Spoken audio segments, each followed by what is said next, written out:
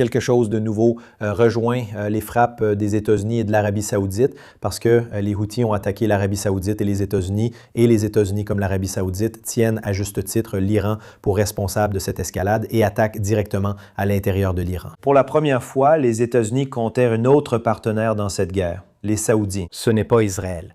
Et il est important de noter encore une fois qu'il y a cette dissuasion qu'Israël a réussi à établir.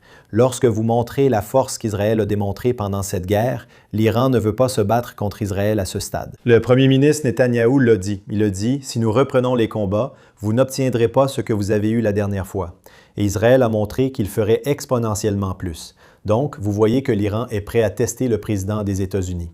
Nous sommes dans le même cycle qui se répète sans cesse ici. Vous savez, vous entendez sans cesse le président, depuis que le cessez-le-feu initial a été déclaré, se contenter de regarder les Iraniens ne pas respecter leurs obligations dans le cadre de l'accord de cessez-le-feu, empêcher la libre circulation maritime dans le détroit d'Ormuz.